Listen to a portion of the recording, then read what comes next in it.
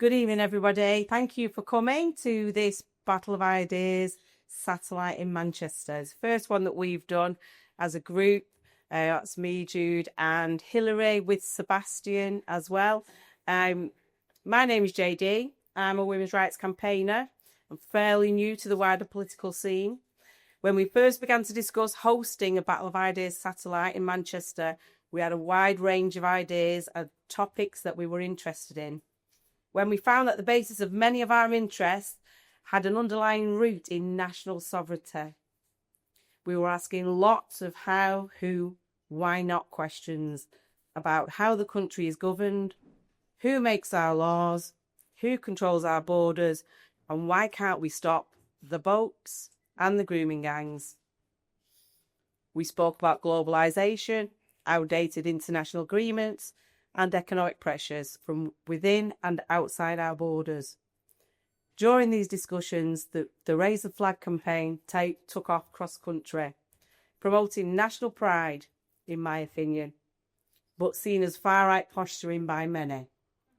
We eventually agreed that this event should discuss all of the above and give me, and hopefully all of you, an insight into whether the real issues behind the flags, boats and votes means that patriotism and the nation state are back.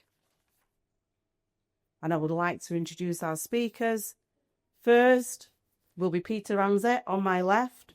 He is a professor of law at London School of Economics and Political Science. He's the author of The Insecurity State and a co-author of Taking Control, Sovereignty and Democracy After Brexit, which is on sale at the back of the room later, and he will sign them. He specialises in criminal law, working on understanding the criminal law's position as the legal foundation of the states of authority. He blogs about politics at the Northern Star Online, and on X he is at Taking Control. On my right, I've got Tallulah Sutton. She is a sociology and politics researcher at the University of Cambridge. She's a PhD candidate in sociology and holds a Master's of Philosophy in Sociology with the first in a BSc in Sociology, all at Cambridge. Her research uses a critical lens to examine how democratic ideals and practices are mediated by formal and informal structures and networks. And I'll introduce Graham later when he arrives. So I think we'll start first with Peter Ramsey. Thanks, JD.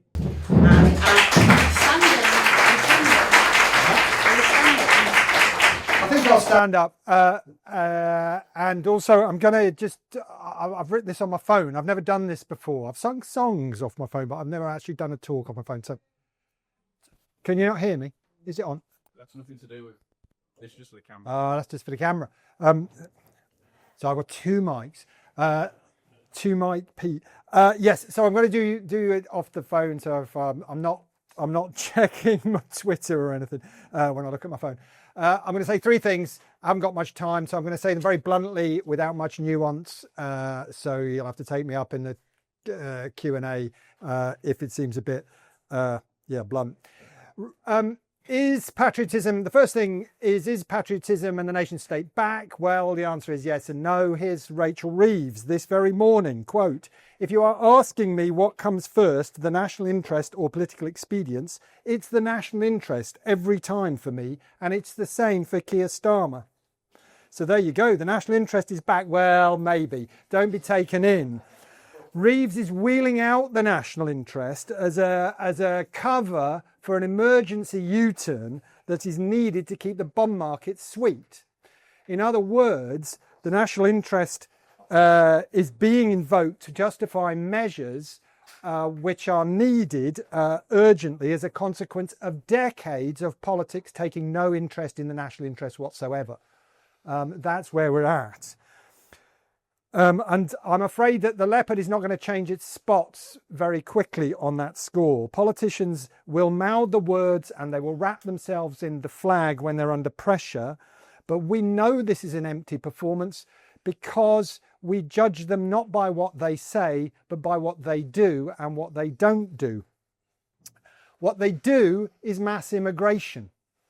What they don't do is invest in the skills of the indigenous population, the citizens who are already here, or our young people.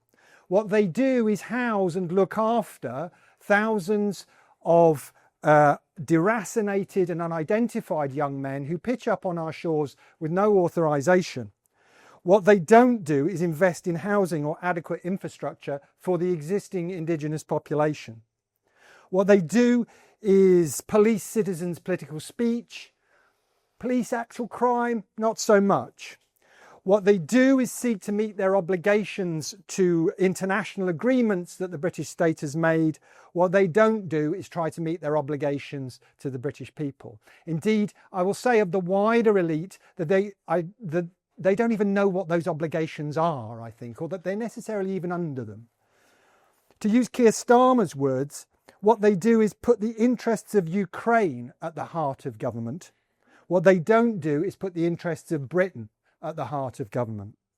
Our political class, its political parties, do not exist to represent us or our interests as a nation. As Gus O'Donnell once put it when he was the Cabinet Secretary and the head of the Civil Service, I think it's my job to maximise global welfare, not national welfare.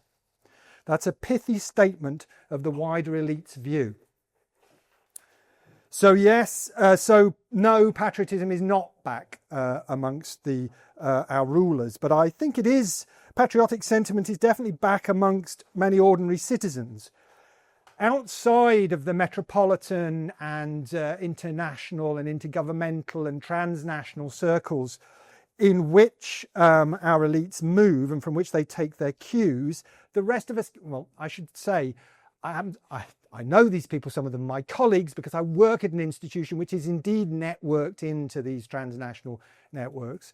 But the rest of the citizens of British society can't avoid noticing all of this. They can't avoid noticing that our rulers are at best indifferent to the national interest, at worst hostile. And the hoi polloi are responding, and they're responding with a decade or so of rising patriotic sentiments, and obviously that peaked very publicly in the Raise the Colours movement this summer, which JD mentioned. So yes, patriotic sentiment is back, but only outside of the metropolitan elite who actually rule Britain. The second thing, so that's the first thing. The second thing I want to say then is that patriotism is an appropriate response to this situation. And that I think is for two reasons. The first reason is that the world in which our elites live, not just politicians, but the civil service, the universities, the professions, the charities, the arts world, the world in which they live is passing away. Donald Trump 2.0 has pulled the plug on globalization, and it's over. The era of American hegemony, of unipolarity is over. Multipolarity has arrived, and the US is reordering its affairs. The USA's open turn to national interest in the tariff war and in its military policies should make all its vassals think very carefully about our own national interest. The Americans will not be coming to save us as the old global order disintegrates. So that's the first reason. And the second connected reason, and even more important, is that the nation state is what we will need in order to weather the storms to come. It is the most important site of political solidarity between all of us who live on this island. It is what and the reason is because the nation state's sovereignty centralizes our collective will. It centralizes political authority in one place. And what that allows is, and we take these things for granted because we've lived in stable states for so long, but what it allows is that we can live under one set of laws. And if we live under one set of laws, then we can have adequate security to trust each other in public places, hopefully, to go about our business. Okay, and it's that central authority of the laws that is the guarantee of civil liberty. It is this sovereign nation state that has the ultimate authority over the economy, over what we do with the national wealth, how we distribute it, what we make of it. And ultimately, without this, there is no possibility of us having democratic control over any of these things. In Britain, the sovereignty of Parliament, the democratic franchise and civil liberty are the foundations of our nation state. Although they've been much abused, they still exist. We will have to fight for them. The old elite's not going to give up straight away. I can tell you that for many people in the universities who educate our leaders, patriotism is one step away from fascism. It's the gateway drug for fascism as far as they are concerned. And that's a convenient belief for them if you're in the metropolitan elite, because if your population are racists and xenophobes and transphobes and all the rest of it, then you are excused of any accountability to them. In fact, your conscience demands that what you should do is police them and censor them and not be bound to them. Now, I've run out of time. I just want to say, so these are the reasons why patriotism is the right response. Lastly, just to say, I think that JD mentioned being proud of Britain, and it seems to me that we need to deepen our patriotism, that's too not adequate a way to think about it.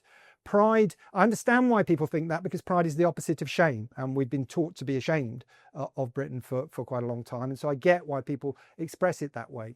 But pride is also you're proud of the associations and the possessions and the acquisitions that you think do honour to you.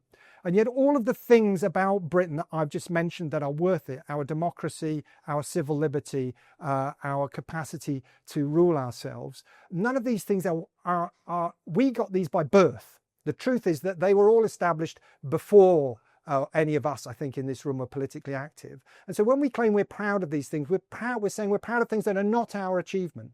And that seems to me to be an identity claim, essentially. I think there's a real weakness in that. What real patriotism is when you love your country. It's not when you're proud of it, it's when you love it. And if you love something, you will give to it. You will give it what it needs, and particularly you will be willing to tell it when it's doing the wrong thing. If you love anybody, that's when you see they're doing the wrong thing, you will tell them that. And that's the spirit we need. We need to develop a spirit in which people love the country. And if we love our country and we are willing to give it what it needs is for us to step into the arena. It will not happen. None of the nation will not be revived. It will not be developed. It will not be built by the existing elite, by the existing university class, by the existing expert class. If we don't do it, it won't happen. That's it. Thanks.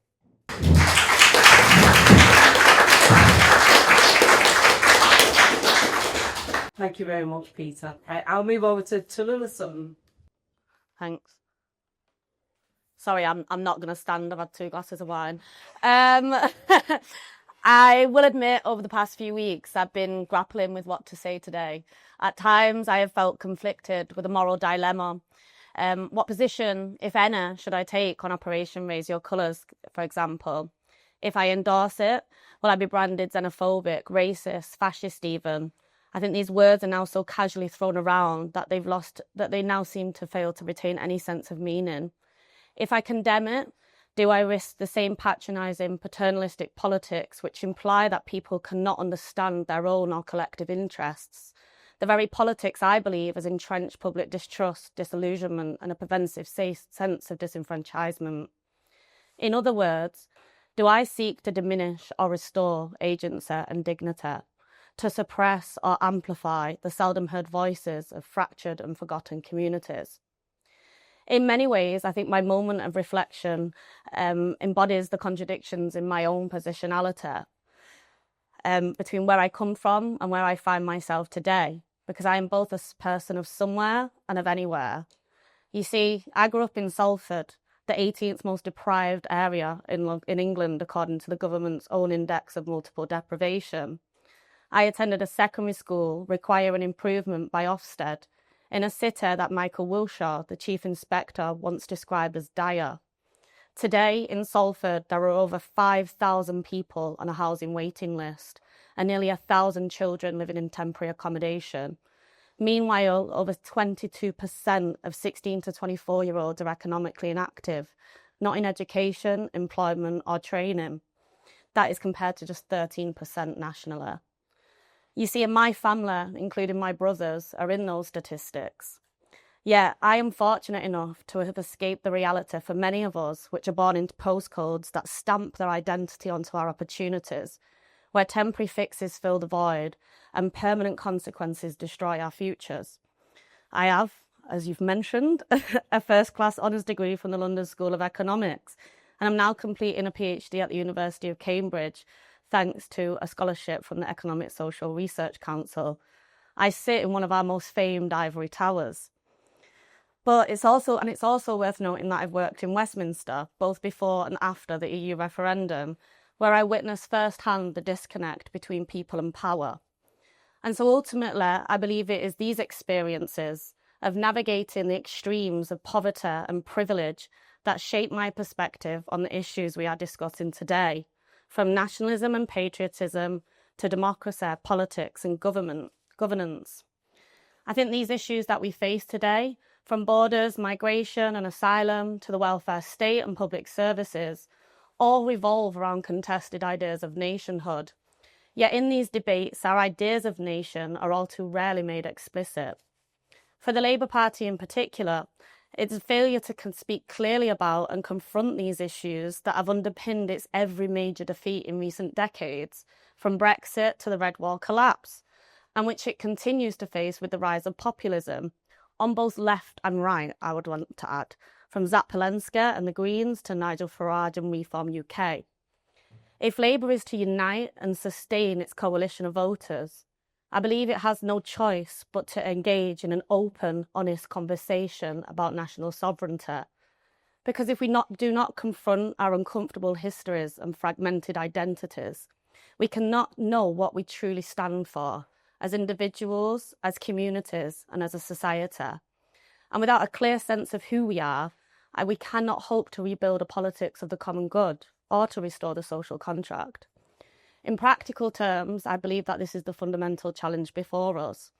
What kind of politics can bring together a socially conservative, white working class voter in the Red Wall, hanging the Union and St George's flags from the council estate lamppost and motorway blue bridges, with young university-educated activists in London displaying pride and Palestinian flags from their student hall windows, wearing keffiyehs and rainbows?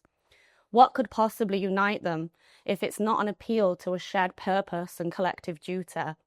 A belief that every voice matters, even when we hold almost diametrically opposed views on so many issues, and we live vastly different lives. And to me, this brings me to an important... Oh, sugar, that's my second glass of wine. Don't worry, I drank it. Well, I was going to say that brings me to an important point. To me, a flag is essentially a projection, an expression of identity. And in an era of perpetual crisis, economic, social and democratic, flags have come to symbolise many things at once. On the one hand, consciousness, solidarity and resistance. On the other, discontent, disillusionment and a pervasive sense of being left behind, marginalised and excluded. And therein lies the fundamental paradox. Whether it's the Union or St George's flags, those of Ukraine, Palestine, Pride or Extinction Rebellion, each of it in its own way represents a defiance to the establishment, a challenge to the status quo, and to the state of things as they currently are. Now, I understand I may be criticised for drawing parallels between a flag that's raised in solidarity with those who are oppressed, such as the Palestinian people, and the Union and St George's flags, which some consider as an emblem of the British Empire and therefore a symbol of oppression. But before you criticise me, I ask you this. Might some of those who took part in Operation Raise Your Colours this year also feel oppressed? For decades, they have only had but crumbs fall from the high table of the political elite in the ivory tower of Westminster. The public services which they depend on and rely have been cut to the bone. Their neighbourhoods are no melting pot of ingredients for the perfect recipe for peace and prosperity, fuelled on the fortunes of growth. They are a pressure cooker, filled to the brim with all sorts of exploitation, marginalisation and exclusion. The safety valve has been well shut, unable to decompress the rising steam of anger and frustration. They say too many cooks spoil a broth. And how private companies like Serco, Mears and Clear Springs have certainly ruined it, enhancing their profit margins from crumbling housing stock to provide accommodation for asylum seekers experiencing destitution. It's no surprise to me that Labour councils hold more than half of all asylum seekers in this country. It seems that they are the only ones to have a moral compass to volunteer as part of the dispersal scheme. I do not put the blame on them, nor do I put the blame on asylum seekers and refugees. For me, the real scandal here is the decades of national political failure, which has allowed private profit from a policy dreadful by design, designed to pit the poor against the poor. Recent investigations by the private eye on the profits of outsourced asylum seeker accommodation, I have to finish. I want to get this point though. Found £46 million had been made by 2 of the 3 contractors in 2024. Under the same contracts, they're expected to pay millions of pounds, yet not a single penny has been returned by so-called auditing delays. And if that wasn't troubling enough, one of Serco's own directors, Dame Sue Owen, sits right at the heart of government as chair of the Treasury of UK Debt Management. So let's be clear, while asylum seekers are being dumped on Labour councils scrambling to provide the necessary public services and local communities are left struggling, these private companies are raking in millions unchecked and unaccountable. It begs the question, do we have a democracy or a chumocracy in Britain?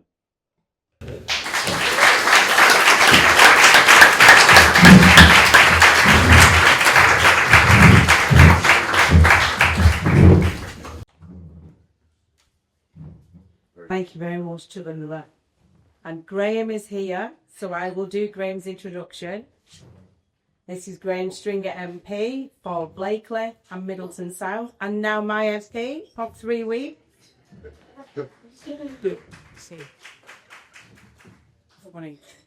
Graham's born in Manchester and he's had a stellar political career in the city, which began Charlestown and Ham Hay from 1979. Mark, got that right? Yeah. I did do a bit of Wikipedia earlier. He led Manchester City Council in 1984 to 1994, and he's been the MP for Blakely and Middleton South since 1997. Some of the things that I looked into about Graham, the interesting aspects of his political career, include innovative urban regeneration in Manchester, part of the Hume City Challenge, development of the Metro Link, which a lot of us will have used tonight, the National Cycling Centre and the Bridgewater Hall. And this is Graham. Thank you. 7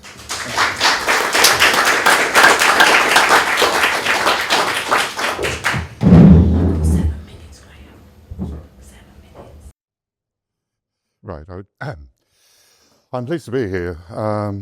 Meetings like this, where people feel excluded from everyday politics, I think are much more important than some of the more formal structures we have.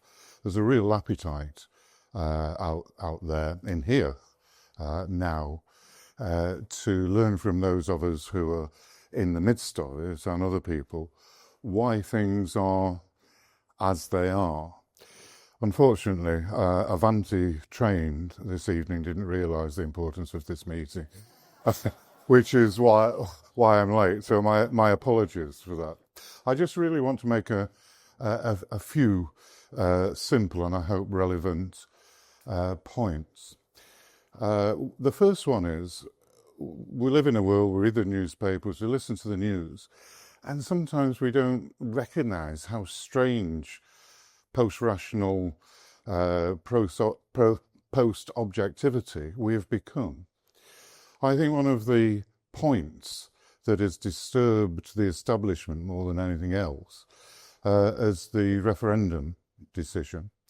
And as we're talking about nationality this evening, when you stand back and look what happened nearly 10 years ago, the argument from those people who wanted to stay in the EU was that it's in our national interest that somebody takes our decisions for us. And it wasn't often put like that, but that's what the debate boiled down to. Now, when you think why intelligent people, and a lot of the people who were pro-Remain, which was basically everybody in the establishment, why they come to that view, it really is that they feel that giving them the power to make decisions, whether it's within the European Union, whether it's within the law courts, or within quangos or privatised bodies, they will do it better than the people. They will make better decisions than democracy makes, which is why we've had a gradual, and sometimes not so gradual, erosion of democracy, where that power to make decisions in our country that we want has gradually seeped away. I've got a number of examples here, but the most obvious one, and it aligns nicely with the European Union, is what's happening with people turning up in boats and in some other ways sometimes without papers or any recognition of who they are, any papers that tell you whether they're victims or whether they're mass murderers. They just arrive here. And then when they appeal to have the status of a refugee, our courts say that we have to follow the guidance of international courts and give them the right to stay here, following very strict interpretations of very vague laws.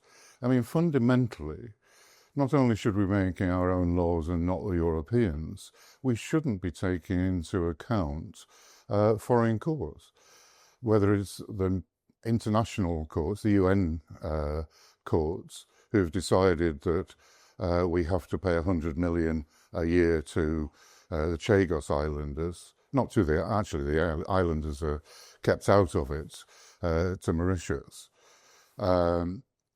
because of some obscure ruling made by a Chinese judge.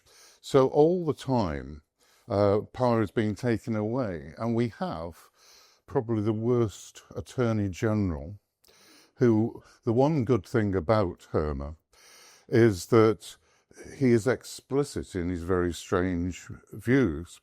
He has said in lectures on a number of occasions that he believes international law, effectively determined by judges and lawyers, is more important than democracy. And there it is in a nutshell. Very similar to those people who argued for us to stay in the EU. An explicit attack on democracy.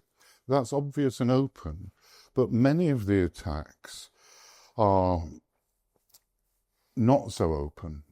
Every time a quango is set up to take decisions rather than ministers from the elected representatives in Parliament, democracy suffers a little, because me as an MP, if I want to challenge what Ofsted are doing, or many of the other quangos, they effectively, in very polite language, sometimes not so polite, tell us to get lost. And they often say what it is. So you will have voted for people because you think they can alter education and many other things. It is very, very difficult when we come to it. And if it is difficult with those quangos, when you look at the great swathes of what was the public realm of publicly owned bodies that have been privatised, it's even more, because it's even worse, because those private bodies will say, well, this is commercially sensitive, we can't tell you that. But what isn't commercially sensitive is their ability to carry on making huge profits at our expense, having bought those assets very cheaply. I just want to finish, because I'm being told I've got a minute left, on it's not only democracy that is threatening us, and there are some elements. COVID is the most obvious one, that the state took control of people's lives, told people they couldn't meet members of their own family, couldn't meet other people, where they couldn't go, whether or not they could leave their homes. That is the most, it didn't save any lives, incidentally. That is the most extraordinary movement towards a directly, explicitly authoritarian state, and a very bad example indeed. The second last point I want to make, if that's English, is that if, you know, there is massive dissatisfaction with the government, with the two major parties who've been in government for most of the last 100 years and longer. If Reform win the next election, which they might if the opinion polls are right, they might not. Opinion polls change very quickly. I won't be voting for them, but if they do take over, they will have the right to govern. But they won't be able to, because of some of the reasons I've said. The courts, the quangos, the civil servants will block them. And they need to be prepared for that, because if that happens, there would be a temptation to pass an enabling act that Tony Benn used to talk about when he was in the cabinet. And I think that would, in response to anti-democratic movements within the state, whether it's the civil service, the quangos, the establishment, I think that would be a huge mistake. But it is the fact that the state has been taken away from the people that might lead to a reaction on that. So I hope I've given you a few things to think about what's happening at the present time. Thanks very much.